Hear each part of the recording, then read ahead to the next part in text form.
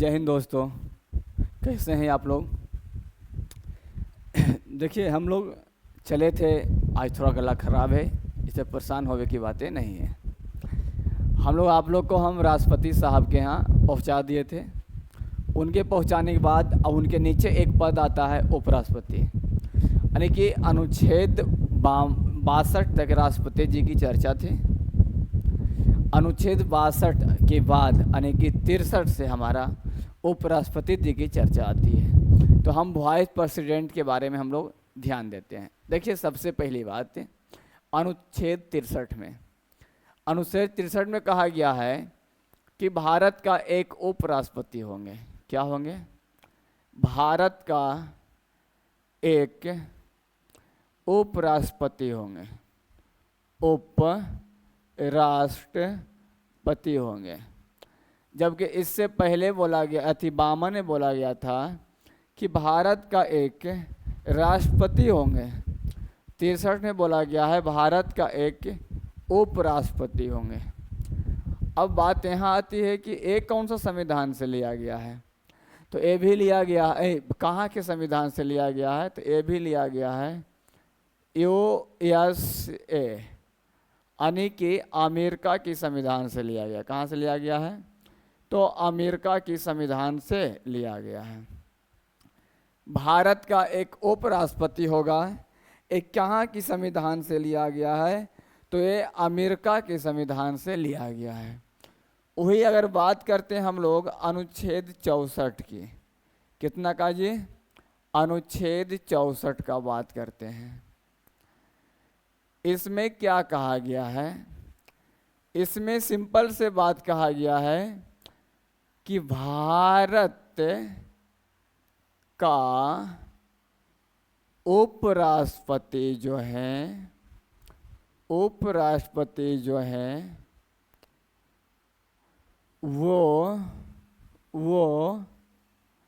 राज्यसभा का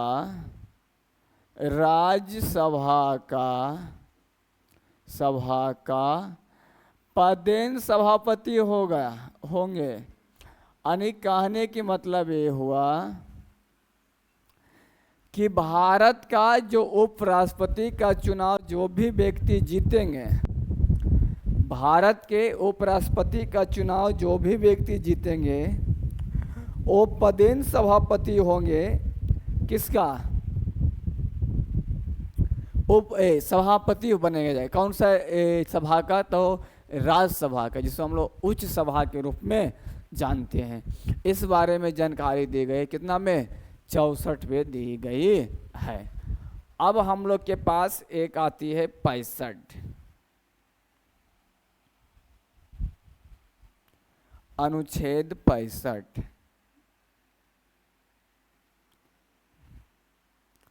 अनुच्छेद 65 इसमें इस बातों की चर्चा की गई है कि अगर जिस वक्त राष्ट्रपति साहब नहीं रहेंगे, राष्ट्रपति का पद किसी प्रकार से रिक्त हो जाए, राष्ट्रपति का पद किसी प्रकार से रिक्त हो जाए, तो इस अवस्था में जो उपराष्ट्रपति जो रहेंगे ये राष्ट्रपति का कार्य करेंगे। किनका कार्य करेंगे? उपराष्ट्रपति जो हैं ये राष्ट्रपति का कार्य करेंगे, राष्ट्रपति का कार्य करेंगे। यानी कहने की मतलब ये हुआ कि जो व्यक्ति उपराष्ट्रपति बने हैं, अगर किसी वक्त ऐसा होता है कि राष्ट्रपति अनुपस्थित रहें, राष्ट्रपति उस वक्त नहीं रहे, तो वैसी अवस्था में जो है वो राष्ट्रपति का पद जो है उस पर उन्होंने कार्य करने का माने कि संविधान में रखा गया। जिसे सिंपल से बात में हमें उप किसे बनाया? जैसे कोई अध्यक्ष होता है, कोई उप अध्यक्ष होता है। इसका एक ही मतलब बनाने का होता है कि मान लीजिए कि सभी व्यक्ति का कोई ना कोई काम पड़ता है, अगर अध्यक्ष वहाँ नहीं है तो उनके जगह पर उपाध्यक्ष जो है वो कार्य कर सकते हैं, इसलिए बनाई जाती है। तो अगर राष्ट्रपति किसी वक्त नहीं है तो उस जगह कार्य कौन करेंगे? उपराष्ट्रपति उनके जगह कार्य करेंगे। अब हम लोग बात करते हैं अनुच्छेद 66 का।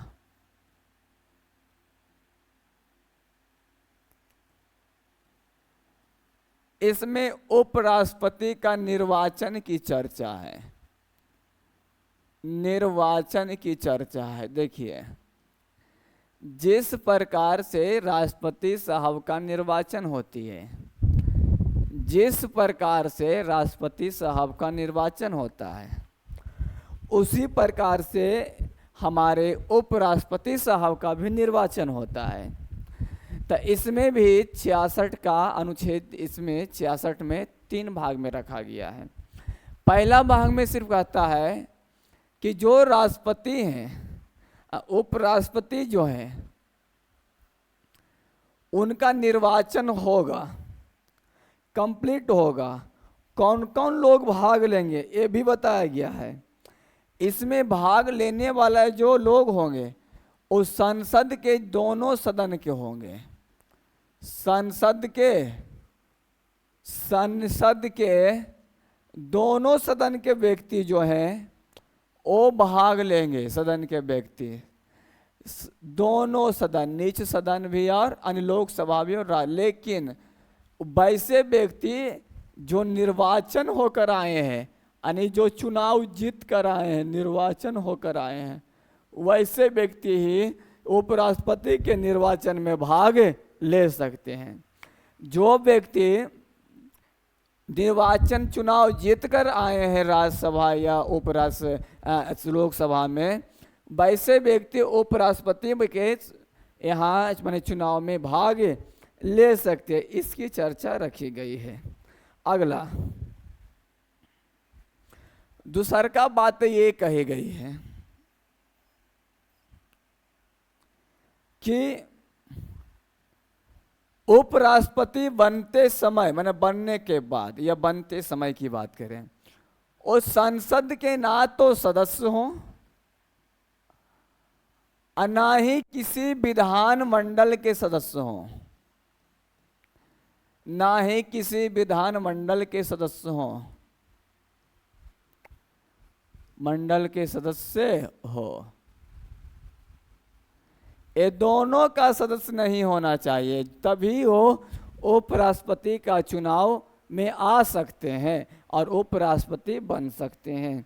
अगर कोई व्यक्ति ऐसा है कि विधायक या एमपी है, वो उपराष्ट्रपति के चुनाव में आए हैं, तो वैसी अवस्था में चुनाव जीतने के बाद उन्हें जो है अपना पद त्याग देना होगा। या तो उपराष्ट्रपति के पद पे रहेंगे या तो जिन पदों पे हैं वर्तमान समय में उसे वो क्या करेंगे, त्यागने का प्रयास करेंगे। कौन कौन सा व्यक्ति हैं जो उपराष्ट्रपति में निर्वाचन में भाग ले सकते हैं, इसका शर्तें क्या है, यानी उपराष्ट्रपति बनने के लिए शर्तें क्या है। पहला सबसे भारी भरकम शर्त है कि वो भारतीय नागरिक होना चाहिए। वो क्या होना चाहिए जी, भारतीय नागरिक होना चाहिए। वही व्यक्ति उपराष्ट्रपति के चुनाव में क्या कर सकते हैं, भाग ले सकते हैं। वैसा व्यक्ति जो भारतीय नागरिक हो पहले। दूसर का बात ये होती है कि इनका भी उम्र 35 वर्ष के ऊपर हो। कितना वर्ष के ऊपर हो, 35 वर्ष के ऊपर हो। देखिए, उम्र की बात आया है तो हम एक बार में आप लोग को उम्र वाले बातें बता देते हैं। देखिए, अगर राष्ट्रपति बनने की बात कहें या उपराष्ट्रपति बनने की बात कहें या प्रधानमंत्री बनने की बात कहे,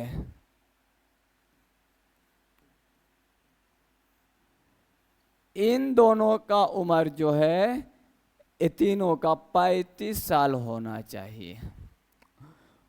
वही अगर सांसद बनने की बात कहे, विधायक बनने की बात कहे,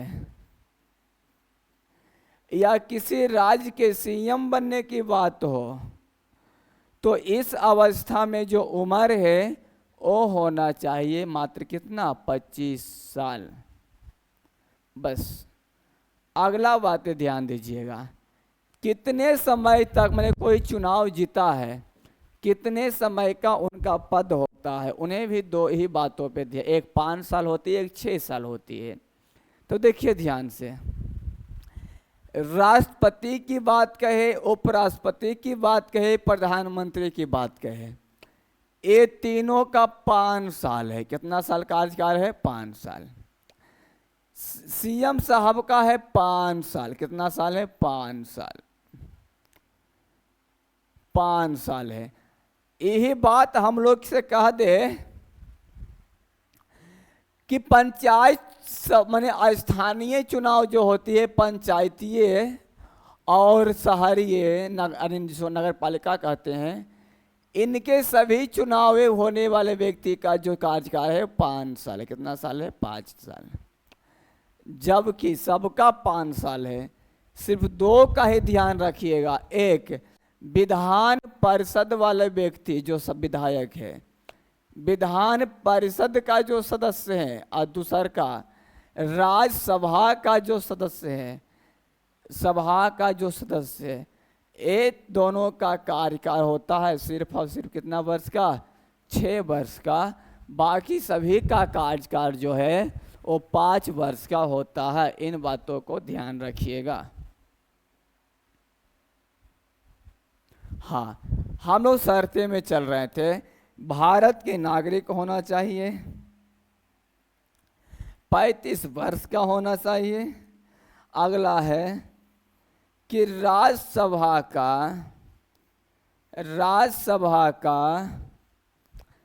सदस्य बनने योग्य हो, राज्यसभा का सदस्य बनने योग्य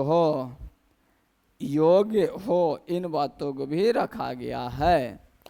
4 नंबर में ये कहा गया है, 3-4 में, कि इन्हें क्या क्या चीज नहीं होनी चाहिए। सबसे पहले किसी भी लाभ के पद पे नहीं हो। उपचुनाव, उपराष्ट्रपति बनना है, चुनाव लड़नी है, सबसे पहले वो सार के किसी भी राज्य का राष्ट्रपति नहीं हो।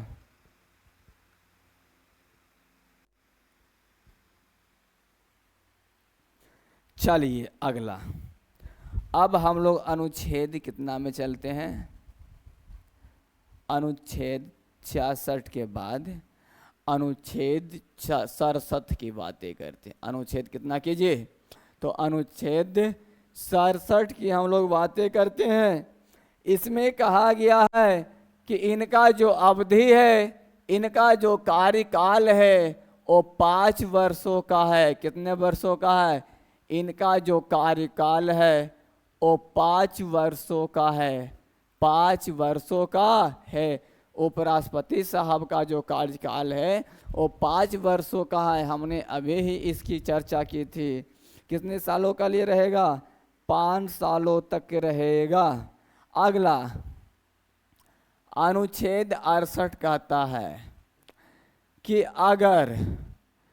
अगर उपराष्ट्रपति का पद रिक्त हो जाए किसी भी प्रकार से, उपराष्ट्रपति का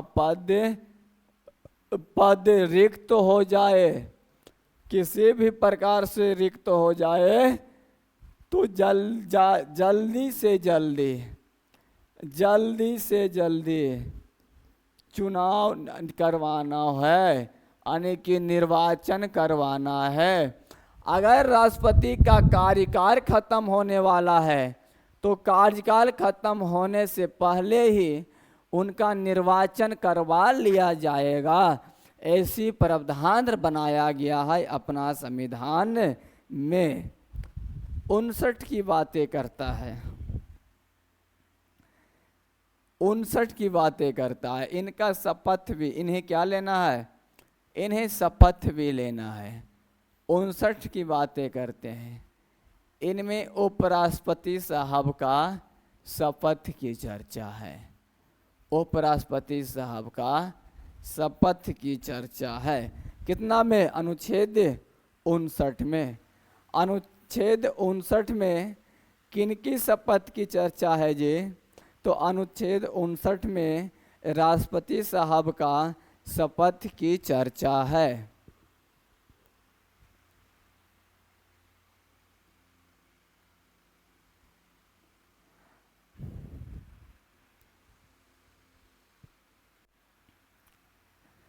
चर्चा है। यही हम अगला बातें कि उपराष्ट्रपति साहब का शपथ कौन लेंगे, मैंने किनके सामने लेंगे? तो इनका शपथ जो लिया जाएगा वो राष्ट्रपति जी का सामने लिया जाएगा। किनके सामने? राष्ट्रपति जी का सामने लिया जाएगा। जबकि राष्ट्रपति जी किनके सामने शपथ लेते हैं? तो सुप्रीम कोर्ट का जो मुख्य न्यायाधीश होते हैं उनके सामने वो क्या लेते हैं? शपथ लेते हैं। इन बातों को भी चर्चा में रखा गया है। अगला अनुच्छेद 70। अनुच्छेद कितना है? अनुच्छेद 70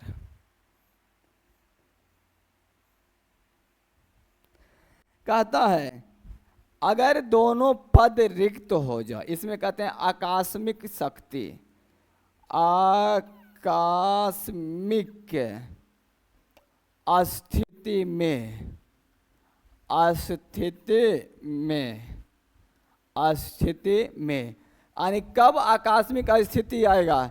जब ना तो उपराष्ट्रपति अपने पद पर हो और नहीं तो राष्ट्रपति अपने पद पर हो। आकस्मिक की स्थिति कब आएगी? जब ना तो उस उपराष्ट्रपति अपने पद पर हो और ना ही तो राष्ट्रपति अपने पद पर हो।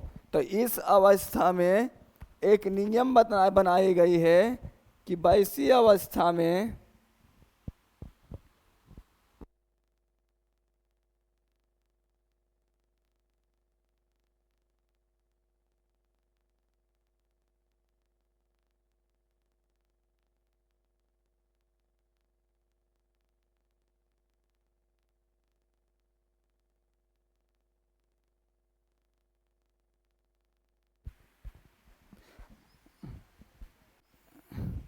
हाँ, तो हम क्या कर रहे थे कि आकस्मिक स्थिति यानी कि अनुच्छेद 70 की बातें हो रही थी। कितना कीजिए? अनुच्छेद 70 की बातें हो रहा था। इसमें हमने आप लोग को ये बताया कि अगर उपराष्ट्रपति भी पद पर नहीं हो, राष्ट्रपति भी पद पर नहीं हो, तो आकस्मिक स्थिति, इसने भयानक स्थिति में क्या होनी चाहिए? तो संसद के पास एक स्पेशल पावर है। किनके पास? संसद के पास एक विशेष शक्ति है। संसद के पास एक विशेष शक्ति है, स्पेशल पावर है। इसका यूज करके, इसका उपयोग करके वो किसी भी प्रकार का नियम ये बना सकता है। बना सकता, कौन बना सकता है? संसद। संसद के पास एक स्पेशल शक्ति है। कब? उस वक्त जब राष्ट्रपति उपराष्ट्रपति दोनों नहीं हो अपने पद पे, तो स्पेशल शक्ति का प्रयोग स्पेशल शक्ति का प्रयोग करके वो किसी भी प्रकार का वो नियम कानून बना सकते हैं। अगला अनुच्छेद 71। अनुच्छेद 71 में क्या कहा गया है? तो इसमें साफ साफ इन बातों को रखा गया है कि अगर राष्ट्रपति और उपराष्ट्रपति दोनों में किसी भी प्रकार का विवाद हो जाए, दोनों में क्या हो जाए? विवाद हो जाए, किसी भी बात के लेकर, किसी भी बात को लेकर दोनों व्यक्तियों में, यानी कि राष्ट्रपति और उपराष्ट्रपति दोनों व्यक्तियों में किसी भी प्रकार का अगर विवाद हो जाता है, किसी भी प्रकार का विवाद हो जाता है तो इसका निपटारा यानी कि दोनों में समझौता कराने के लिए कहाँ जाना होगा? तो सुप्रीम कोर्ट को आना होगा। किसे आना होगा? सुप्रीम कोर्ट को आना होगा। सुप्रीम इन दोनों का विवाद का जो सुलझाने का जो काम होगा वो कौन करेगा? सुप्रीम कोर्ट करेगा। कौन करेगा? सुप्रीम कोर्ट करेगा। यही हम अगला की बात करते हैं, अनुच्छेद 72 का। हमने पहले भी आप लोग के राष्ट्रपति जी के सामने बताया है, इनमें इन्हें क्षमादान की शक्ति है। किसकी शक्ति है जी? क्षमादान की शक्ति है। किनका क्षमादान की शक्ति है? राष्ट्रपति साहब की क्षमादान की शक्ति है। राष्ट्रपति साहब क्या ये शक्ति है कि वो क्या कर सकते हैं? क्षमा कर सकते हैं, व्यक्ति को क्षमा कर सकते हैं। ये शक्ति उनके पास है। जैसे किन्हीं को कोई दंड मिला है, किसी को फांसी की सज़ा मिली है, तो अपना शक्ति का प्रयोग करके उस फांसी की सज़ा को क्या कर सकते हैं? रोक सकते हैं। इसके बारे में चर्चा की गई है। देखिए कौन किस किस प्रकार से रोकने का प्रयास करेंगे। पहला बात है कि यह तो कोई सज़ा मिला है तो वैसे दंड या सज़ा को ये पूर्ण रूप से समाप्त भी कर सकते हैं कि नहीं? ये व्यक्ति निर्दोष है, इन्हें गलती से सज़ा मिल गई है, तो ये पूर्ण रूप से उसे समाप्त भी कर सकते हैं, खत्म भी कर सकते हैं। राष्ट्रपति साहब का ये पावर है, ये शक्ति है कि पूर्ण रूप से क्या कर सकते हैं? समाप्त कर सकते हैं। दूसर का है प्रतिलंब। प्रतिलंब की मतलब ये होती है कि अगर किन्हीं को मृत्यु दंड मिला है, अगर किन्हीं को क्या मिला है? मृत्यु दंड मिला है, यानी कि फांसी मिली हो। मृत्यु दंड यानी कि क्या मिली हो? फांसी मिली हो। तो ये अपना पावर का प्रयोग कर कर अस्थायी समय तक प्रतिबंध लगा सकते हैं, अस्थायी समय तक ये इसे रोक सकते हैं, प्रतिबंध लगा सकते हैं। कौन? राष्ट्रपति साहब। अगर किन्हीं को फांसी की सजा मिली हो तो कुछ समय तक उन्हें रोक सकते हैं। अगला बातें देखते हैं। अगला 3 नंबर की बातें हैं परिहार। परिहार की मतलब ये हुआ कि राष्ट्रपति साहब किसी को सजा को कम समय भी कर सकते हैं, कम भी कर सकते हैं। किन्हीं को उम्र कैद मिला है तो राष्ट्रपति साहब को अगर लगेगा कि वो अच्छे व्यक्ति हैं तो उसे वो क्या कर सकते हैं? उनकी सजा को कम करने का प्रयास भी कर सकते हैं। अगला है लघुकरण। लघुकरण, किन्हीं को भयानक सजा दे दी गई हो, उस सजा के वे व्यक्ति लायक ही नहीं है, तो उनकी सजा को ये क्या कर सकते हैं? आसान सजा में बदलने का भी प्रयास कर सकते हैं। यानी कहने का मतलब है इस सजा एक दंड को कम कर सकते हैं। दंड को क्या कर सकते हैं? कम कर सकते हैं। ये कि सब किनके हाथ में रहता है? हमारे राष्ट्रपति साहब के हाथ में रहता है। अगला, बहुत सा बातें ऐसी होती है, सज़ा कम करने की बातें हो, सज़ा कम हो जाएगा। बहुत विशेष स्थिति में बहुत सी बातें ऐसी होती है जिन्हें जो सज़ा नहीं देना, मैंने कुछ ही गलत काम किया हो तो उन्हें क्या कि बिना गलत काम किए तो न्यायालय जाएगा ही नहीं है। भले गलत काम के जिसके साथ हुआ हो उनके ये पास हो या किसी ही प्रकार से उनसे ये संबंधित हो, तभी तो न्यायालय जाने का प्रावधान है भैया, तभी तो न्यायालय जा सकता है ना। तो इन बातों पर भी ध्यान देने का बातें होती है। जो शक्ति, समाधान की शक्ति किनके पास है? राष्ट्रपति साहब के पास है, और उसका यूज करके ये आम नागरिकों को बचाने का प्रयास करते हैं।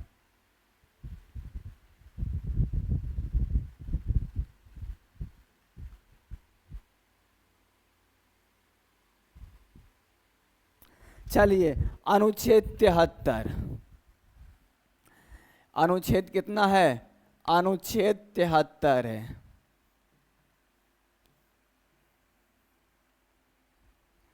इसमें कार्यपालिका की शक्ति के बारे में बताया गया है। कार्यपालिका की शक्ति के बारे में बताया गया है। कार्यपालिका की शक्ति के बारे में बताया गया है। किसमें? अनुच्छेद 73 में। अब हम लोग घुस रहे हैं मंत्रिमंडल के बीच में। अनुच्छेद 74 में क्या कही जाती है? इसमें कहा गया है कि राष्ट्रपति साहब की सहायता के लिए, किनके सहायता के लिए? राष्ट्रपति साहब की सहायता के लिए, यानी कि सलाह देने के लिए या सहायता देने के लिए एक मंत्री परिषद बनेगा। क्या बनेगी जी? एक मंत्री परिषद बनाए जाएगी। अनुच्छेद 74 में ये कहती है कि हमारे जो राजा हैं, हमारा जो राष्ट्रपति साहब हैं, इनको सहायता देने के लिए, क्या देने के लिए? इनको सहायता देने के लिए हमें एक मंत्री परिषद की आवश्यकता होगी। इसीलिए हमें संसद का चुनाव की जाती है। संसद का चुनाव किया जाता है।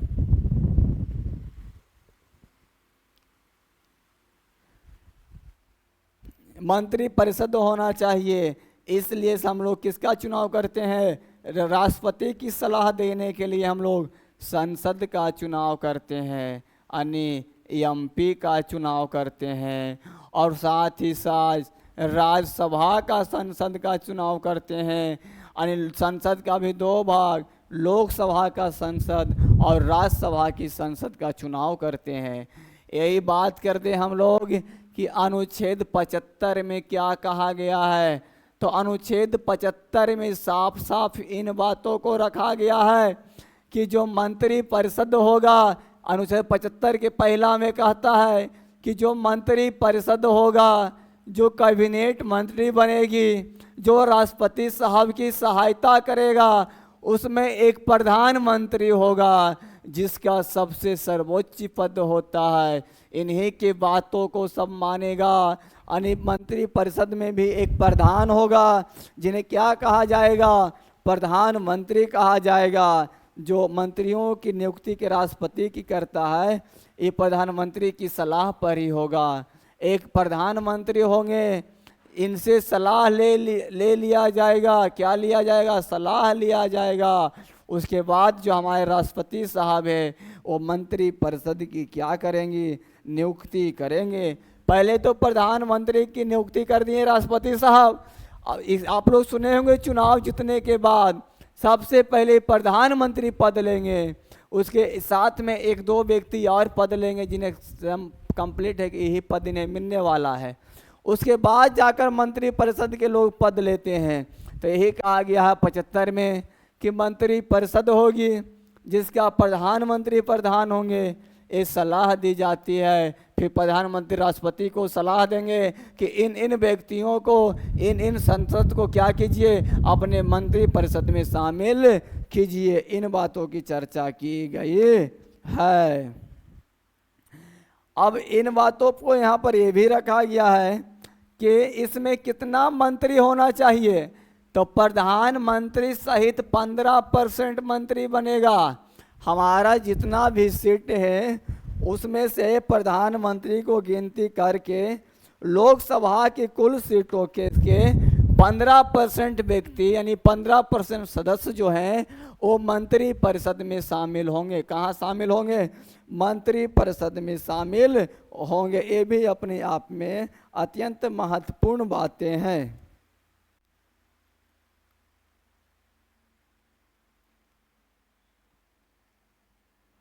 कोई परेशानी इसमें नहीं होना चाहिए। अब आगे की ओर हम लोग चलते हैं। अनुच्छेद 76, अनुच्छेद 76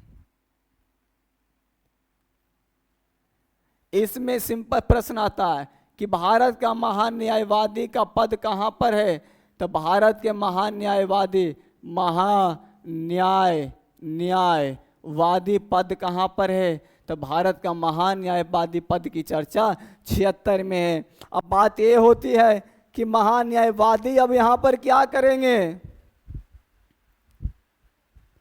अब बात यहाँ पर होती है कि महान्यायवादी यहाँ पर क्या करेंगे, तो भैया इनका सबसे प्रमुख काम होता है कि राष्ट्रपति साहब को कानूनी सलाह दीजिए कि आखिर जो व्यक्ति आपके पास क्षमादान, इनका योग्यता की अगर बात कीजिएगा ना, इनका योग्यता महान्यायवादी का ये मनोनीत तो राष्ट्रपति साहब करते हैं, लेकिन इनकी योग्यता जो है वो सुप्रीम कोर्ट की जज बनने के योग्य है। महान्यायवादी जो भी व्यक्ति बनेंगे वो सुप्रीम कोर्ट के जज बनने के लायक होते रहते हैं, वैसे व्यक्ति को बनाया जाता है क्या चीज, महान्यायवादी बनाई जाती है। अब हम लोग बात करते हैं अनुच्छेद 76 में,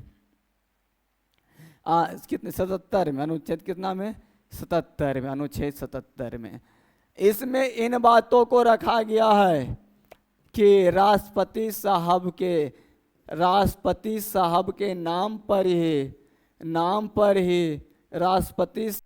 नाम पर ही कार्यपालिका की शक्ति कार्य होगा, यानी कार्यपालिका काम करेगी। किनके नाम पे करेगी जी, राष्ट्रपति साहब के नाम पर ही कार्यपालिका काम करेगी।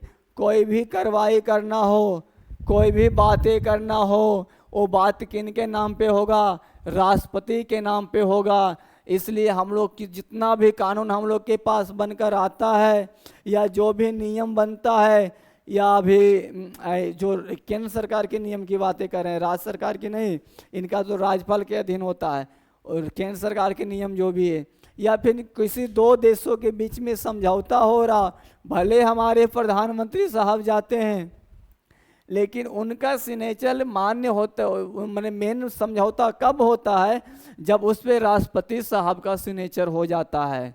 मोदी जी सिर्फ समझौता करके आते हैं, लेकिन समझौता पूर्ण रूप से माना कब जाएगा, जब हमारे राष्ट्रपति साहब उस पर क्या कर देंगे, सिग्नेचर कर देंगे तब। यानी कि कोई भी काम करना हो वो राष्ट्रपति साहब के काम है, प्रधानमंत्री का काम नहीं है। चलिए आगे अनुच्छेद 78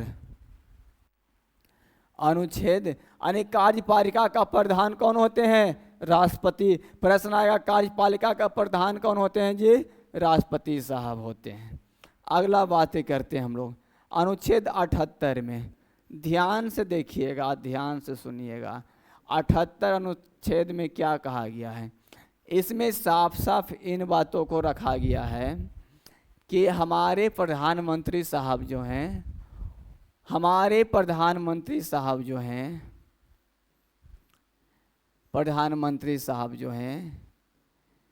ये राष्ट्रपति साहब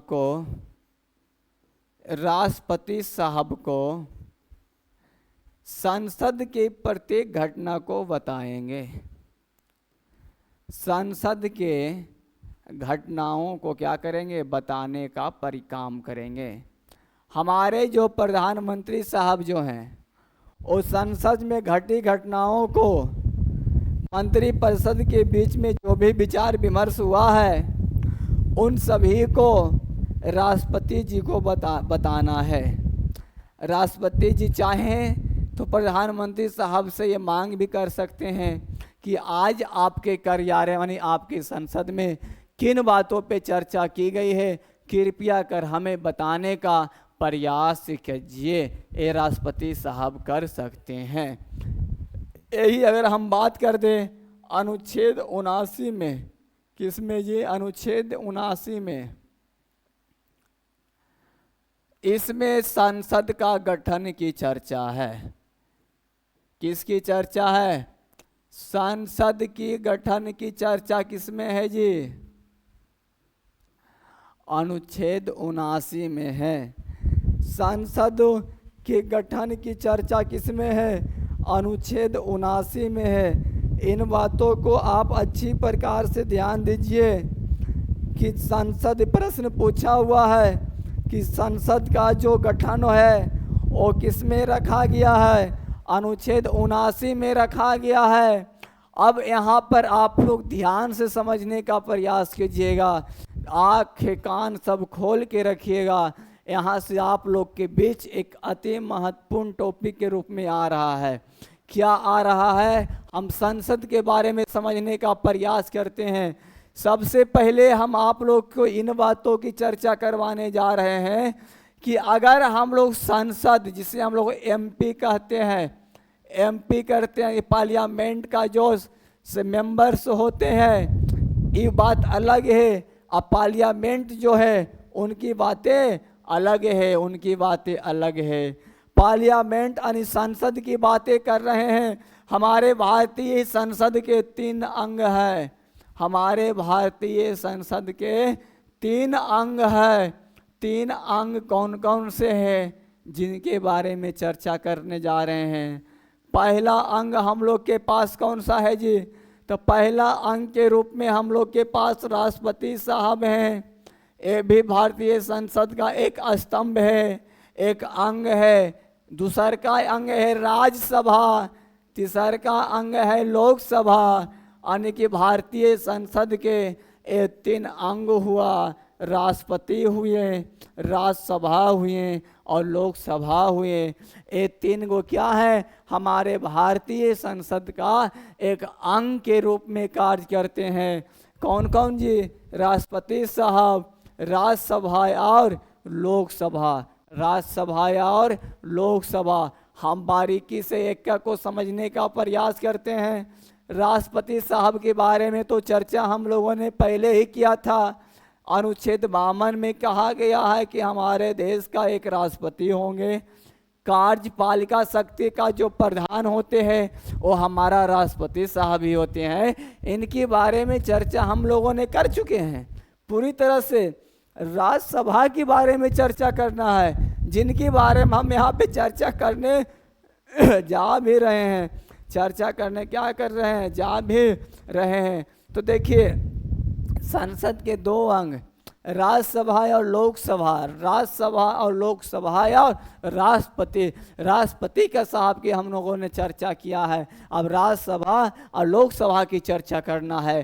तो आप लोग ध्यान दीजिएगा, 79 के बाद हम लोग के बीच आता है अनुच्छेद 80। अनुच्छेद 80 में अगर हम बात करें तो राज्यसभा के बारे में चर्चा किया गया है। राज्यसभा के बारे में चर्चा किया गया है।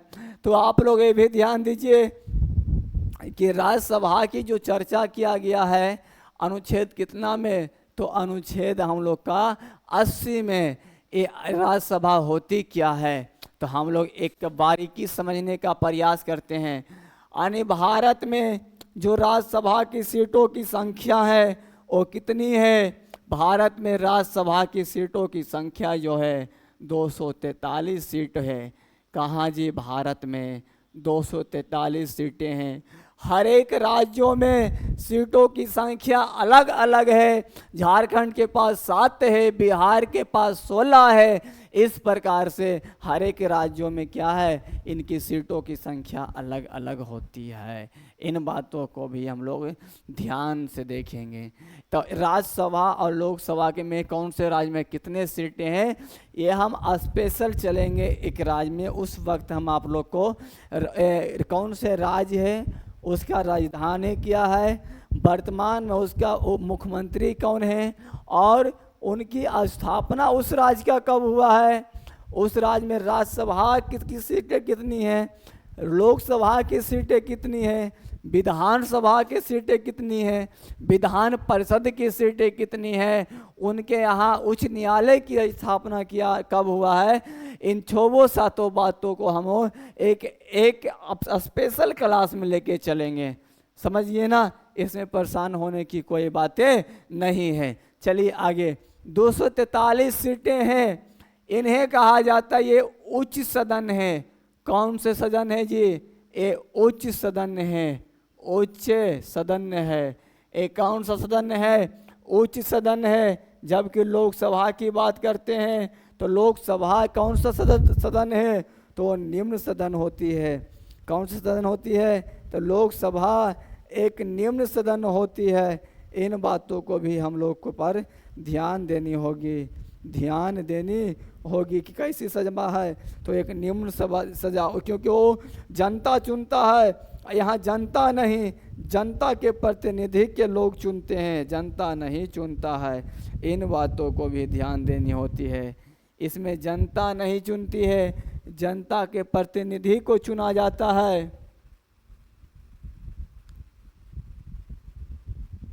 किन्हें चुनाता है? देखिए इसमें अगला, इसमें निर्वाचन जो होती है वो अप्रत्यक्ष रूप से होता है।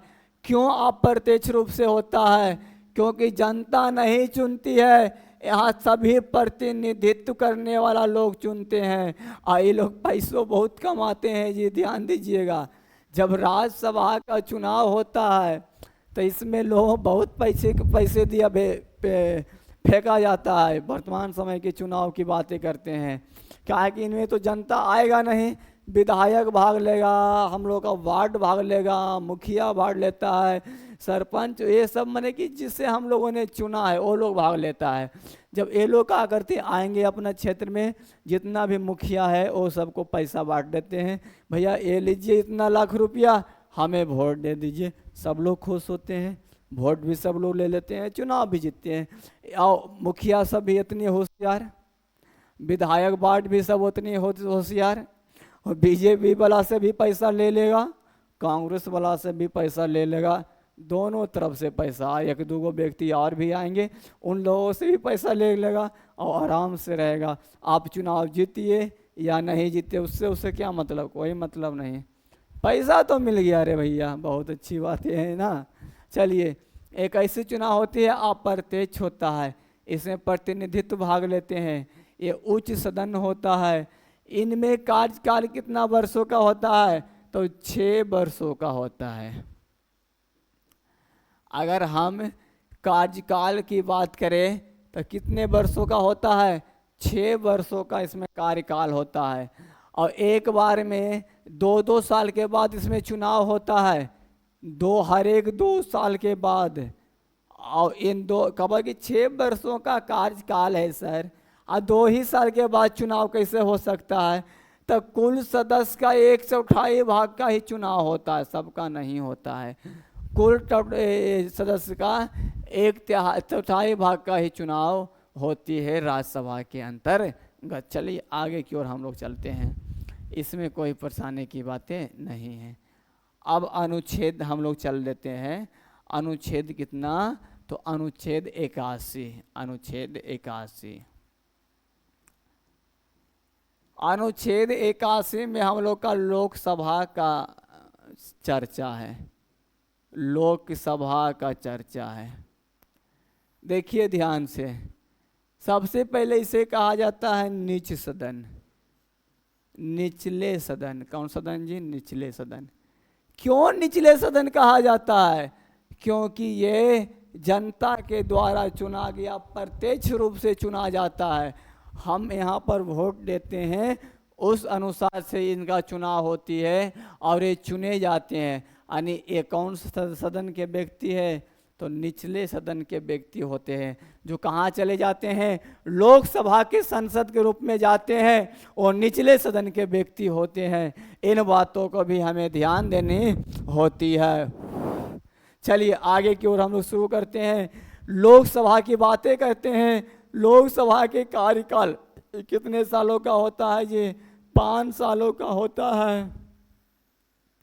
लोकसभा का चुनाव जो है वो प्रत्यक्ष रूप से होती है, क्योंकि जनता इसे चुन के भेजता है, जनता चुन के भेजता है। वर्तमान समय में भारत में कितने लोकसभा पे चुनाव होती है? 543 सीटों पे चुनाव होती है। हर एक राज्य में अलग अलग है, जैसे बिहार में 40 सीटों है और यूपी में 80 सीटें हैं। इस प्रकार से सीटों की संख्या है। हम लोग अलग से स्पेशल क्लास में सभी सीटों को एक साथ चलेंगे, इसलिए परेशान होने की कोई बातें नहीं है। आगे की ओर हम लोग चलते हैं। अनुच्छेद 81 में लोकसभा निचले सदन, और इनसे और कुछ महत्वपूर्ण बातें ये है कि जब लोकसभा की चुनाव होती है, जनता यहाँ पर चुनकर भेजते हैं, तो लोकसभा में अपने सभी सदस्यों में से एक सदस्य को अध्यक्ष बनाया जाता है। ये आगे की प्रतिक्रिया में है, हम सिर्फ लोकसभा के बारे में बता रहे हैं। और इन्हीं में से एक उपाध्यक्ष बनाए जाते हैं। और अनुचित जैसे 543 जो एमपी हुए हैं, 543 एमपी में ही एक को अध्यक्ष बनाया जाएगा और एक को उपाध्यक्ष पे रखा जाएगा। इन बातों को भी चर्चा किया गया है। हम लोग आगे की ओर चलेंगे तब चलेंगे। उसके बाद अध्यक्ष जो हैं वो सभी सांसद जो बन के आए हैं उन सभी क्षेत्रों के सांसद का क्या लेंगे, उन सभी क्षेत्रों के सांसद का शपथ लिया जाएगा। शपथ लेंगे और उनके बारे में कहाँ से आए उस सब मैंने की कहने मतलब है, जिसे एक फैमिली के रूप में हो जाता है। राजनेता क्या लगता है आप लोग के, वो आपस में अलग अलग पार्टियां का है, एक दूसरे का विरोध करता है, गरिया भी देता है। देखिएगा जैसे कोई बीमार हुआ ना, सब के सब पहुंच जाएगा एक साथ, और एक के घर में बैठ के एक के थारिया में खाए लगे शुरू कर देता है। तो ये होती है राजनीतिक अलग है, रणनीति अलग है, दोनों बातें अलग अलग प्रकृति की है। परिवारवाद एक उस पर आरोप लगाएगा, बीजेपी वाला कांग्रेस पे आरोप लगाएगा तो परिवारवाद है, तो कांग्रेस वाला उधर से आरोप लगाएगा तो कौन ही अच्छा वाद वाला है। तोरों में तो बहुत सारे संसद मंत्री है जिसका बाल बच्चा विधायक है, संसद है। तो ये सब चर्चा होती रहती है। अनुच्छेद 81 के बाद हम लोग अब अगले क्लास में देखेंगे अच्छी प्रकार से। आज के लिए इतना ही। जय हिंद, जय भारत। फिर मिलते हैं पुनः कल।